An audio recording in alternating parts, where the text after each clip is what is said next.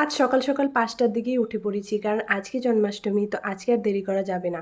তাড়াতাড়ি ঘুমিয়ে তাড়াতাড়ি উঠে পড়েছি আজকে। আর এদিকে দেখতেই পারছো আজকে এই ঘরটাতে ঠাকুরকে বসানো হবে, কারণ আমাদের এক্সট্রা করে ঠাকুর ঘর নেই। তারপরে আমি স্নান টান সেরে চলে আসলাম এদিকে একটা জলচুকি নিয়ে, সেটাতে ঠাকুরের একটা গামছা যেটা আমি নতুন বের করেছিলাম ওটা সাইডে দিয়ে সুন্দরভাবে সাজিয়ে নেব। আমাদের কি ঠাকুরের না যে ছোট যে মূর্তিগুলো সেগুলো নাই আমাদের, তো আমরা তাই ফটোটাকেই সুন্দরভাবে পুজো করে নেব।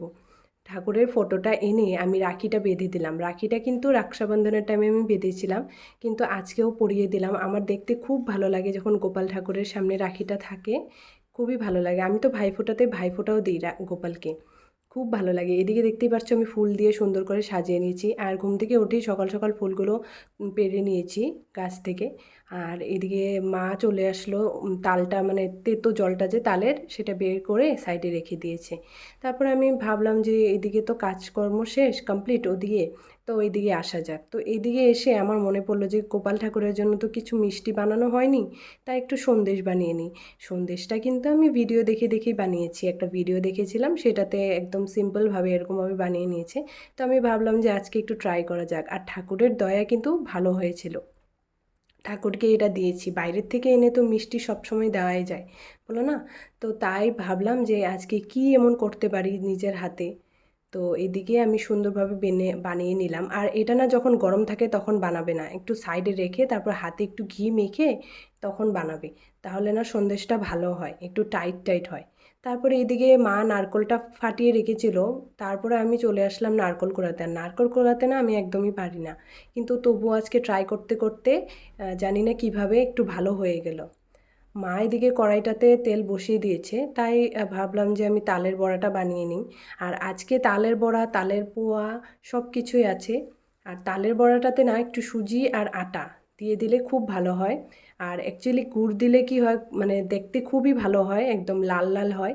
কিন্তু গুড় না দিলে না, মানে তালের রঙটা একটু মানে ইয়েলো ইয়েলোই থাকে। আর আজকে যেহেতু গোপালকে দিব তাই আজকে আর গুড় দিলাম না, গুড় না দিয়ে চিনি দিয়েই সুন্দরভাবে মেখে দিয়েছিল। তারপরে আমি এদিকে বড়াটা বানিয়ে নিলাম, আর আধা বড়া আমি বানিয়েছি আর আধা মা বানিয়েছে। তারপরে এদিকে যখন বড়াগুলো কমপ্লিট, তারপরে চলে আসলাম আমি এই পুয়োগুলো বানাতে। পুয়াটা যখন বানাচ্ছিলাম তখন ভাবছিলাম যে কড়াইটা যদি অন্য হতো তাহলে বেশ ভালো হতো, মানে শেপগুলো না একদম বিগড়ে গিয়েছিল, মানে কীরকম জানি হয়ে গেছিলো, একটু মানে সাইডে সাইডে মানে রাউন্ড শেপটা যে সেটা আর আসছিল না। কিন্তু অনেক কষ্ট করে একটু একটু করে গোল গোল একটা একটা করে ভাজতে ভাজতে অনেকটা টাইম লেগে গেছে, প্রায় 1 ঘন্টার উপরে, 1.5 ঘন্টা। তারপরে সব কিছু এদিকে রেডি করে মা ভোগটা দিয়েছিল, আর আমি তারপরে এদিকে চলে আসলাম একটু আরতি করতে। আর এই যে ঠাকুরের পুজোটা করতে পারছি, এটার যে খুশিটা কি বলবো। 4 বছর থেকে ভাবছি যে জন্মাষ্টমীটা করব, কিন্তু সেরকম আর হয়ে উঠছিল না, নানান সমস্যার জন্য আর হয়ে উঠছিল না। আজকে যে করতে পেরেছি আমি, তো এবার যেভাবেই হোক পুজোটা কিন্তু সম্পূর্ণ হয়ে গেল। আর এত আনন্দিত আমার লাগছিল, মানে এত বছরের আমার ইচ্ছে ছিল যে গোপাল ঠাকুরকে জন্মাষ্টমী দেব। ঠাকুমা যখন ছিল ঠাকুমা করতো, কিন্তু ঠাকুমা মারা যাওয়ার পরে তো আর সেরকমভাবে হয়ে ওঠে না। এদিকে আমি, তোমার মনে যখন ভক্তিভাবটা থাকে ঠাকুরের জন্য, ঠাকুর কিন্তু ঠিক তোমার কথা শুনে। তো আমার সাথেও যা এরকমই হয়েছে। আমি ভাবতে ভাবতে কিন্তু আজকে জন্মাষ্টমীটা করেই ফেললাম, আমি আর মা মিলে দুজন মিলেই করে ফেললাম। আর এই দেখতে পাচ্ছ ঠাকুরের প্রসাদ। তো আমার তো পুজো কমপ্লিট। তোমরা কে কে জন্মাষ্টমী করেছো একটু কমেন্ট বক্সে জানাবে। আর এদিকে প্রসাদগুলো খেতে তোমরা কিন্তু আমার বাড়ি চলে আসো, খুব ভালো লাগবে। আর আজকের ব্লগটা এখানেই শেষ করছি, দেখা হচ্ছে নেক্সট ব্লগে। হরে কৃষ্ণ।